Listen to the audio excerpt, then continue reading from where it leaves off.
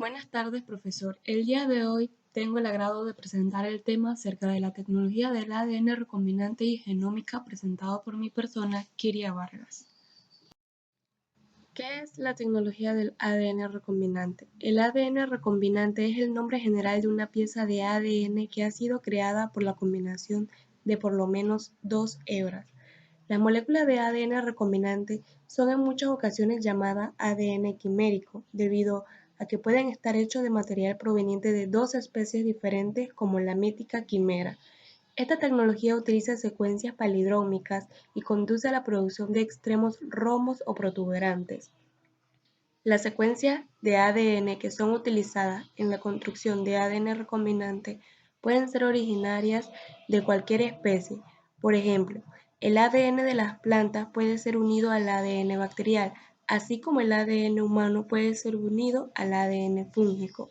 Además, las secuencias de ADN que no se dan en la naturaleza pueden ser creadas por medio de síntesis química de ADN y después incorporadas en moléculas recombinantes, utilizando las tecnologías conocidas como ADN recombinante y ADN sintético. Literalmente cualquier secuencia de ADN puede ser creada e introducida en cualquiera de los muy amplios rangos de organismos vivos. La tecnología del ADN recombinante y la clonación del ADN. Se conoce como tecnología del ADN recombinante al conjunto de técnicas que permiten la manipulación de los genes con unidades bioquímicas e incluyen técnicas como recombinación in vitro, clonación génica, manipulación génica e ingeniería genética. Estas permiten la introducción de secuencias específicas de ADN en organismos procariotas u eucariotas y la posterior replicación y expresión de estas secuencias para llevar a cabo la información codificada en esa secuencia.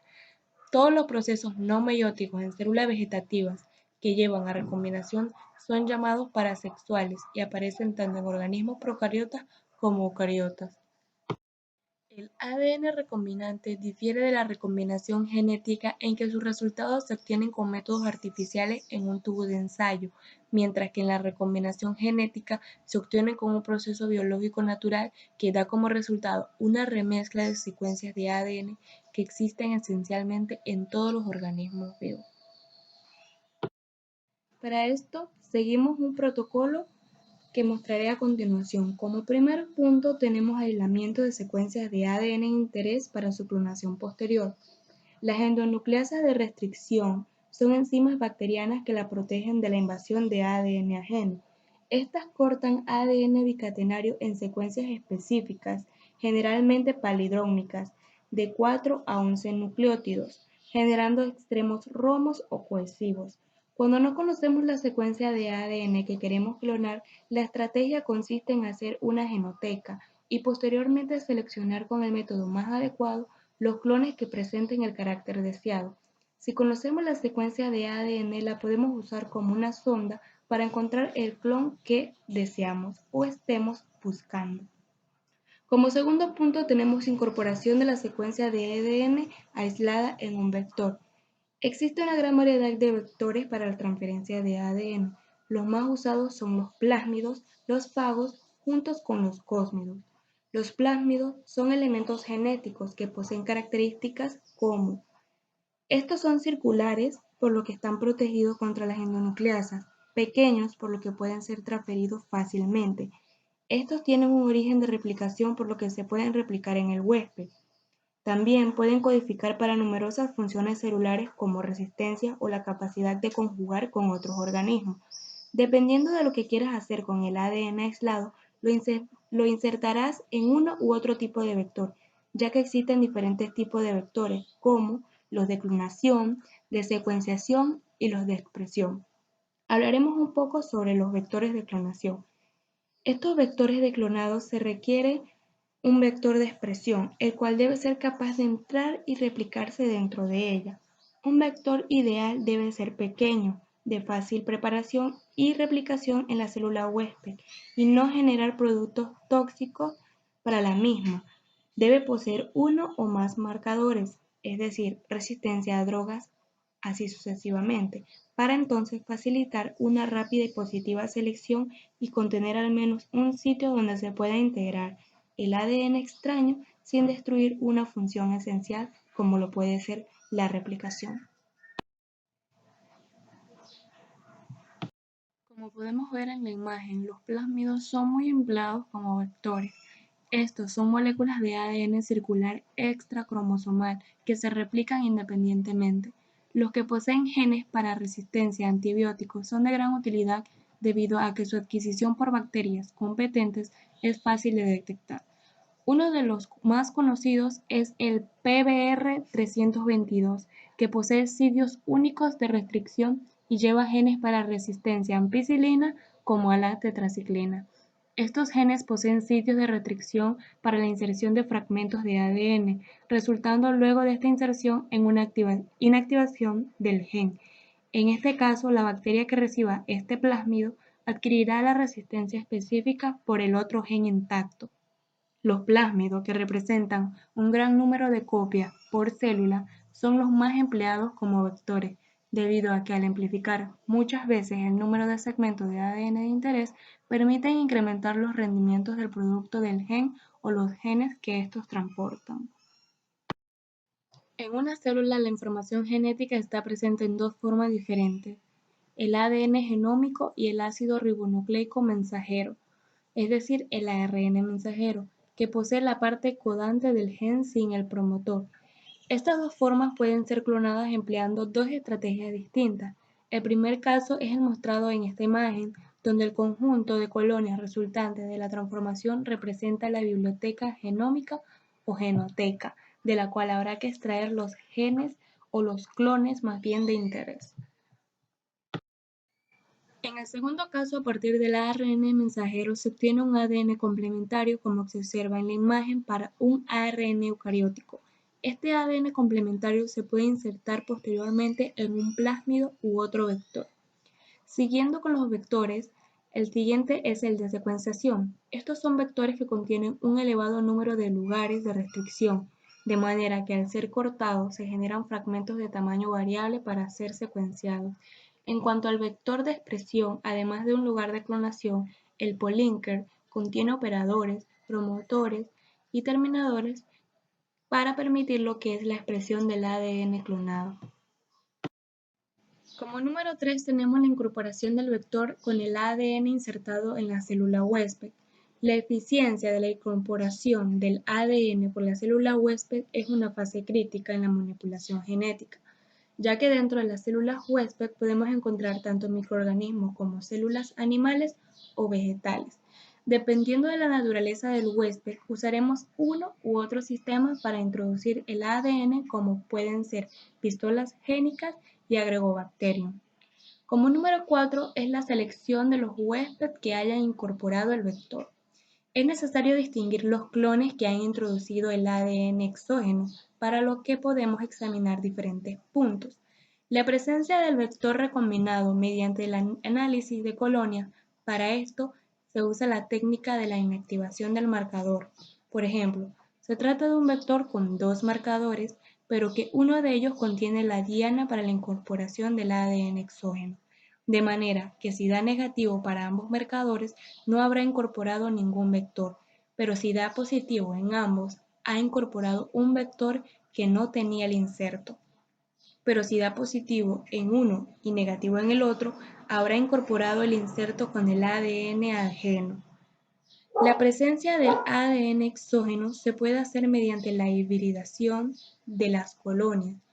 Se hace una réplica de la placa con un tampón de terciopelo sobre un filtro de nitrocelulosa, provocando la lisis de las colonias sobre el filtro y denaturalizando lo que es el ADN. Luego de esto se hace un lavado para eliminar el exceso de proteínas y se fija el ADN al filtro calentándolo y se analiza la presencia mediante una sonda para la secuencia específica. Por último, tenemos la detección indirecta del ADN por expresión de la proteína, ya sea mediante un NOTER, es decir, un ARN mensajero, o un Western, mediante la detección de proteína. Características de un buen vector de clonación de genes de interés. Todo vector de clonación debe contener los siguientes elementos: origen de replicación, agente de selección y polilinker o sitio de multiclonación. En la siguiente imagen podemos ver un gráfico que ilustra al vector de clonación con sus diferentes elementos. Como primero tenemos el origen de replicación. Hablaremos de este. Esta es la región que codifica para el inicio de la síntesis de ADN, el cual le da la cualidad de poder replicarse de manera independiente al ADN cromosómico, ya sea en un sistema bacteriano o en un sistema de expresión en levaduras. Tenemos lo que es el agente, o más bien como dice en la imagen, marcador de selección. Estos son genes contenidos en la secuencia del vector, los cuales le confieren características adicionales al sistema de clonación, bacterias, levaduras, así sucesivamente, que permiten la identificación y selección de las clonas recombinantes, es decir, clonas que contienen el fragmento de ADN de interés. Por ejemplo, de estos son los genes que codifican para la resistencia a antibióticos, como lo son de resistencia a la ampicilina o a la tetraciclina, o por el contrario, pueden ser marcadores metabólicos con el gen LAC-Z, que codifica para la síntesis de la enzima beta-galactosidasa, o marcadores auxotróficos, como lo es el gen que codifica para la síntesis de histidina, muy utilizado en lo que son los sistemas de expresión y clonación en los que son las levaduras. Como último, podemos ver en la imagen, tenemos el polylinker o sitio de multiclonación. Esta región contenida dentro de la secuencia de los genes que codifican para los marcadores que contienen múltiples sitios de restricción, es decir, múltiples sitios de reconocimiento para las enzimas de restricción que permiten la inserción de los fragmentos de ADN que se desea clonar en un sistema. En cuanto a la perspectiva de la ingeniería genética, además de bacterias como la Escherichia coli como organismo huésped de genes extraños, se han utilizado Bacillus subtilis y levaduras como Saccharomyces cerevisiae y lo que es Schizosaccharomyces bombes. También otras células como las vegetales pueden ser empleadas para la inserción de genes extraños. Desde el punto de vista tecnológico, se trata de favorecer la síntesis del producto del gen clonado, incrementando el contenido de copias del gen de la célula. En el caso de genes clonados en plásmido, esto se logra aumentando el número de plásmidos cuyo número de copias es regulado a través de funciones codificadas en su genoma. Sin embargo, esto tiene un límite. Numerosos estudios experimentales de recombinantes de Escherichia coli y Saccharomyces cerevisiae han demostrado que la presencia de plásmidos reduce la velocidad de crecimiento de la célula huésped y concomitantemente la actividad de síntesis total de proteínas. En cuanto a las propiedades de organismos que tienen ADN recombinante, en la mayor parte de los casos, los organismos que contienen este ADN recombinante aparentemente tienen un fenotipo normal. Esto significa que su apariencia, así también como su comportamiento y metabolismo, son usualmente inalterados, y la única manera de demostrar la presencia de secuencias recombinantes es el examen de ADN, que normalmente se hace con el test de la reacción en cadena de polimerasa o también conocido como PCR. Hay excepciones significativas que serán discutidas más adelante. Por ejemplo, si las secuencias de ADN ribosomal codifican un gen que está expresado, la presencia de ARN y los productos de la proteína del gen recombinado pueden ser detectados, normalmente utilizando métodos como ya mencioné, la PCR o hibridación mediante Western blot. Los cambios fenotípicos brutos no son normativos, a menos que el gen recombinante haya sido escogido y modificado para generar una actividad biológica en el organismo. Fenotipos adicionales que son encargados incluyen toxicidad para el organismo huésped, inducida por el producto del gen recombinante, especialmente si es sobreexpresado o expresado en células o tejidos inapropiados. En algunos casos, el ADN recombinante puede tener efectos perjudiciales incluso cuando no está expresado. Un mecanismo por el que lo anterior sucede es la inactivación insercional, en el que el ADN ribosomal se inserta en el gen de la célula huésped. En ciertas ocasiones, los investigadores utilizan dicho fenómeno para bloquear genes y entonces determinar su función biológica y también lo que es su importancia.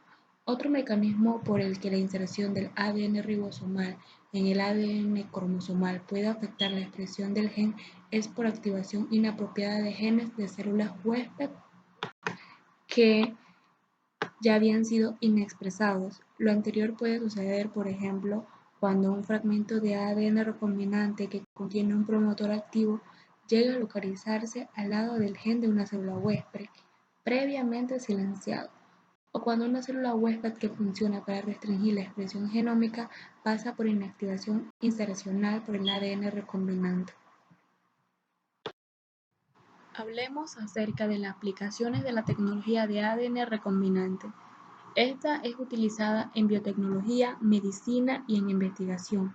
Hoy en día, las proteínas recombinantes y otros productos resultantes de la utilización de la tecnología del ADN recombinante son encontrados esencialmente en cualquier farmacia occidental, como en oficinas de doctores y veterinarios, laboratorios de pruebas médicas y en laboratorios de investigación biológica. Además, los organismos que ya han sido manipulados usando este tipo de tecnología de ADN recombinante, así como productos derivados de esos organismos, han encontrado su camino a diversas granjas, como lo de supermercados, gabinetes, médicos que trabajan en casa e incluso en tiendas de mascotas, como mencionamos las veterinarias, como aquellas que venden Glowfish y otros animales modificados genéticamente. La aplicación más común del ADN recombinante es la investigación básica, en la cual la tecnología es de gran relevancia para la mayoría del trabajo que se está llevando a cabo en las ciencias biológicas y biomédicas. El ADN recombinante es utilizado para identificar, mapear y obtener la secuencia de genes y determinar su función. La investigación de ADN ribosomal es utilizada para analizar la expresión de genes en las células de los individuos y a través de los tejidos de organismos completos. Las proteínas recombinantes son ampliamente utilizadas como reactivos en experimentos de laboratorio y para generar investigaciones para examinar la síntesis de proteínas dentro de las células de los organismos. Muchas aplicaciones adicionales del ADN recombinante son encontradas en la industria, como ya mencionamos, en la producción de alimentos, medicina humana, veterinaria, agricultura y en bioingeniería. Algunos ejemplos serán mencionados en las siguientes diapositivas. Como primer ejemplo de las aplicaciones en las que se da la tecnología recombinante tenemos la quimosina recombinante. Esta es encontrada en el cuajo y es una enzima utilizada para la manufactura del queso. Cabe destacar que fue el primer aditivo alimentario diseñado genéticamente para el que fue utilizado en el ambiente comercial. Tradicionalmente, los procesos obtuvieron la quimosina del cuajo, una preparación derivada del cuarto estómago de los terneros que se alimentan de leche. Los científicos diseñaron una cadena K12 no patógena de la bacteria Escherichia coli para la producción a gran escala en el laboratorio de la enzima. Dicha enzima recombinante microbiológicamente producida, estructuralmente idéntica a la enzima derivada del ternero, cuesta menos y es producida en cantidades abundantes. Hoy en día, cerca del 60% del queso duro de Estados Unidos está hecho con quimosina diseñada genéticamente. Además, en 1990, la FDA le concedió a la quimosina el estado de generalmente reconocida como segura, basada en información que mostraba que la enzima, pues, era segura. La insulina humana recombinante casi completamente reemplaza a la insulina derivada de animales, es decir, puercos y ganado, para el tratamiento de diabetes, es decir, personas que requieren de insulina. Una variedad de diferentes preparaciones de insulina recombinada se encuentra en uso extenso. La insulina recombinada es sintetizada insertando el gen de insulina humana en Escherichia coli o en la levadura que antes ya mencionamos, las Saccharomyces cerevisiae, que luego esta produce insulina para lo que es el uso humano. Como tercer ejemplo tenemos la hormona de crecimiento humano recombinante o somatotropina, como es también conocida. Esta se administra a pacientes cuya glándula pituitaria generan cantidades insuficientes para sostener un crecimiento y desarrollo normal. Antes de que la hormona recombinante estuviera disponible, la hormona para uso terapéutico era obtenida de las glándulas pituitarias de cadáveres. Era una práctica insegura que conllevaba que algunos pacientes desarrollaran la enfermedad tan conocida como enfermedad de Creutzfeldt-Jakob. La hormona recombinante eliminó dicho problema y ahora es utilizado terapéuticamente. También se ha hecho un mal uso de ella para mejorar el rendimiento de atletas, entre otros casos. Como cuarto ejemplo tenemos el factor de coagulación 8 recombinante. Como cuarto ejemplo tenemos el factor de coagulación 8 recombinante. Esta es una proteína de coagulación sanguínea que es administrada a pacientes con el desorden de sangrado conocido como hemofilia, quienes son incapaces de producir el factor de coagulación 8 en cantidades suficientes para mantener la coagulación sanguínea normal. Antes del desarrollo de este factor de coagulación 8 recombinante, la proteína era obtenida mediante el procesamiento de grandes cantidades de sangre humana de múltiples donadores, lo cual conllevaba un riesgo muy grande de transmisión de enfermedades transmitidas por la sangre, por ejemplo como el VIH o la hepatitis B.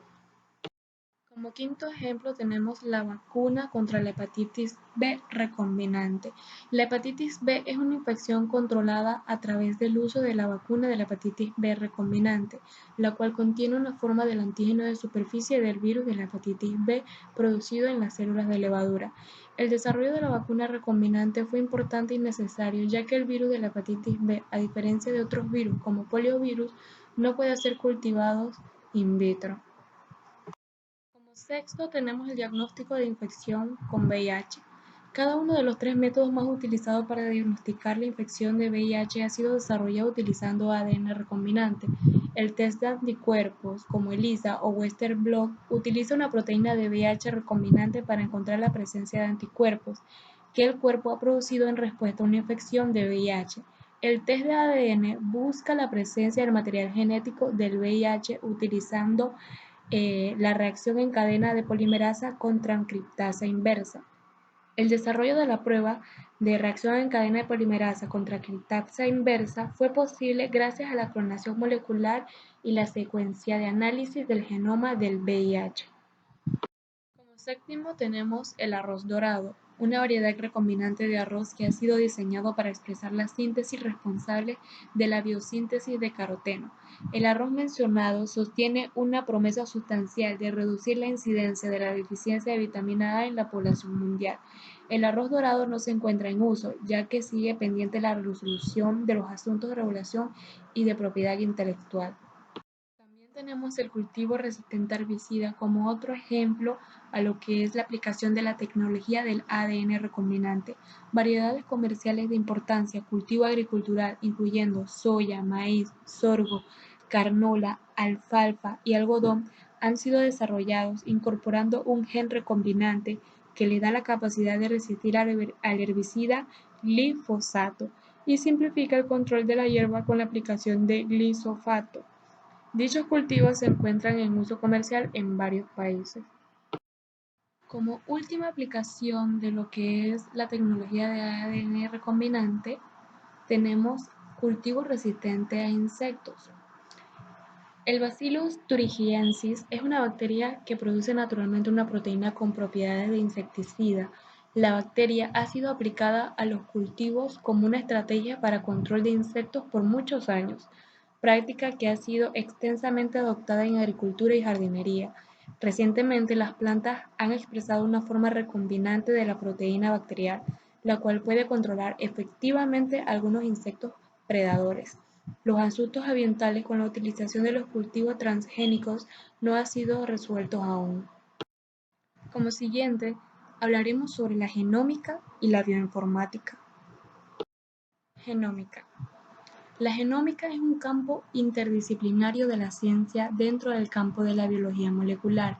Un genoma es un conjunto completo de ADN dentro de una célula de un organismo y como tal, la genómica se enfoca en la estructura, función, evolución y mapeo de los genomas. La genómica tiene como objetivo la caracterización colectiva y la cuantificación de los genes que dirigen la producción de proteínas con la ayuda de enzimas y moléculas mensajeras. La genómica también implica la secuencia y el análisis de genomas. Los avances en la genómica han desencadenado una revolución en la investigación basada en el descubrimiento para comprender incluso los sistemas biológicos más complejos en la actualidad, como lo es el cerebro. En contraste con la genética, que se refiere al estudio de los genes individuales y sus roles en la herencia, la genómica utiliza la secuenciación de ADN de alto rendimiento y lo que es la bioinformática para ensamblar y analizar la función y la estructura de genomas completos. Cabe destacar que el campo también incluye estudios de fenómenos intragenómicos, es decir, dentro del genoma, como heterosis, vigor híbrido, epistasis, es decir, efecto de un gen sobre otro, pleitropía, un gen que afecta a más de un rasgo y otras interacciones entre loci y alelos dentro del genoma. Ahora hablemos sobre algunas aplicaciones de la genómica. Existen muchas áreas relacionadas con la genómica que han sido desarrolladas a lo largo de los años. Algunas de las más importantes por su potencial tanto económico como social y ambiental son la medicina genómica, la genómica agropecuaria, la genómica forense, la genómica ambiental y la genómica industrial. Como primera aplicación de la genómica de la que estaremos hablando, tenemos el estudio de las enfermedades genéticas, el cual ha sido de gran importancia en la investigación. Las enfermedades genéticas en el ser humano pueden ser de dos tipos, enfermedades mendelianas o enfermedades poligénicas.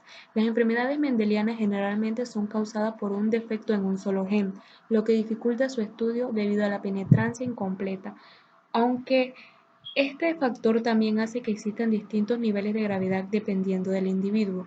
La mayoría de las enfermedades genéticas que afectan al humano son de origen poligénico, es decir, enfermedades cardiovasculares, asma, así también como cáncer, por lo que están producidos por distintos genes, la presión ambiental y las interacciones entre estos. Hay tres maneras diferentes de llevar a cabo el mapeo de las variantes genéticas implicadas en una enfermedad, como lo son la clonación funcional, estrategia del gen candidato y clonación posicional. Como otras de las aplicaciones tenemos la respuesta a fármacos.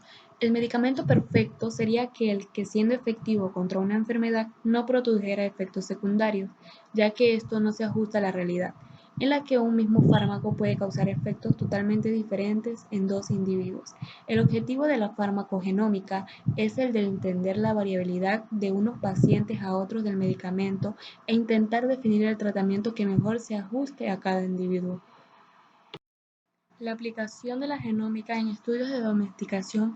Actualmente, con el uso de la herramienta genética, se ha iniciado el estudio de los cambios fenotípicos que los animales han debido atravesar durante el proceso de domesticación, para la cual, por ejemplo, se pueden usar elementos como la SNPS en sitios conservados no codificantes y secuencias codificantes, así como diversidad de nucleótidos dentro de las poblaciones de animales, como es el caso del conejo.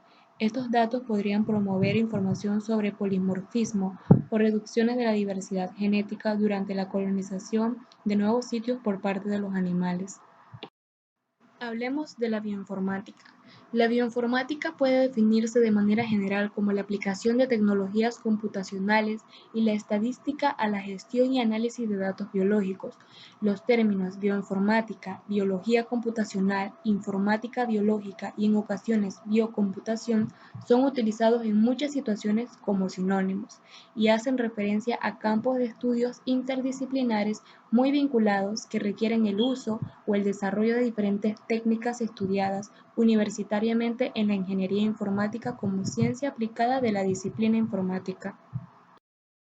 Entre estas pueden destacarse las siguientes: matemática aplicada, estadística, ciencia de la computación, inteligencia artificial, química y bioquímica, con las que el ingeniero informático soluciona problemas al analizar datos o simular sistemas o mecanismos, todos ellos de índole biológica y usualmente, pero no de forma exclusiva, en el nivel molecular. El núcleo principal de estas técnicas se encuentra en utilización de recursos computacionales para solucionar o investigar problemas sobre escalas de tal magnitud que sobrepasan el discernimiento humano. La investigación en biología computacional se solapa a menudo con la biología de sistemas. Los principales esfuerzos de investigación en estos campos incluyen el alineamiento de secuencias, la predicción de genes, montaje del genoma, alineamiento estructural de proteínas, predicción de estructura de proteínas, predicción de la expresión génica e interacciones proteína-proteína y modelo de la evolución. Como objetivos de la bioinformática tenemos como número 1 organizar los datos en base de datos. La bioinformática organiza los datos permitiendo a los investigadores acceder a la información existente y publicar nuevos datos a medida que estos se producen. Cabe señalar que la información almacenada en estas bases de datos es inservible hasta que se analiza. Por lo tanto, la curación de datos es una tarea esencial realizada por la bioinformática. Como segundo objetivo, tenemos el desarrollo de herramientas y recursos que ayudan en el análisis de datos. Por ejemplo, uno de los intereses principales en la biología es comparar una secuencia nueva de una proteína con secuencias previamente caracterizadas. Se necesitan programas como BLAST que encuentran las regiones de similitud local entre las secuencias. Esto nos permitirá predecir funciones. Como tercer objetivo, tenemos utilizar estas herramientas para analizar los datos e interpretar los resultados. La bioinformática ha revolucionado los estudios biológicos. Sí, tradicionalmente estos estudios se concentraron en los detalles de los sistemas, pero en la actualidad se pueden realizar análisis globales con todos los datos disponibles. Esto permite descubrir principios comunes y nuevas características de los sistemas biológicos. Una constante en proyectos de bioinformática y biología computacional es el uso de herramientas matemáticas para extraer información útil de datos producidos por técnicas biológicas de alta productividad, como la secuenciación del genoma. En particular, el montaje o ensamblado de secuencias genómicas de alta calidad desde fragmentos obtenidos tras la secuenciación del ADN a gran escala es un área de alto interés. Otros objetivos incluyen el estudio de la regulación genética para interpretar perfiles de expresión génica utilizando datos de chips o ADN o espectrometría de masas. Como principales áreas de investigación de la bioinformática, tenemos que desde que el fago X174 fue secuenciado en 1977, secuencia provisional un año más tarde, el cual se publicaría la secuencia completa definitiva, las secuencias de ADN de cientos de organismos han sido decodificadas y guardadas en bases de datos. Estos datos son analizados para determinar los genes que codifican para ciertas proteínas, así como también secuencias reguladoras. Una comparación de genes en una especie o entre especies puede mostrar similitudes entre funciones de proteínas o relaciones entre especies, es decir, uso de filogenética molecular para construir árboles filogenéticos. Con la creciente cantidad de datos, desde hace mucho se ha vuelto poco práctico analizar secuencias de ADN manualmente. Hoy se usan programas de computadora para estudiar el genoma de miles de organismos, conteniendo miles de millones de nucleótidos. Estos programas pueden compensar mutaciones, con bases intercambiadas, borradas o insertadas en la secuencia de ADN para identificar secuencias que están relacionadas, pero que no son idénticas. Una variante de este alineamiento de secuencias se usa en el proceso de secuenciación. Otro aspecto de la bioinformática en análisis de secuencia es la búsqueda automática de genes y secuencias reguladoras dentro de un genoma. No todos los nucleótidos dentro de un genoma son genes. Dentro del genoma del organismo, más avanzados, grandes partes del ADN no sirven a ningún propósito obvio. Este ADN, conocido como ADN basura, puede, sin embargo, contener elementos funcionales todavía no reconocidos. La bioinformática sirve para estrechar la brecha entre los proyectos de genoma y proteoma, por ejemplo, en el uso de secuenciación de ADN para identificación de proteínas. Como imagen insertada del uso de la bioinformática en la genómica, coloqué una imagen que trata de un mapa de cromosoma X del ser humano. Como podemos ver en la imagen, muestra lo que es este cromosoma, que se sacó de la página web de una computadora que almacena todo este tipo de base de datos. Gracias.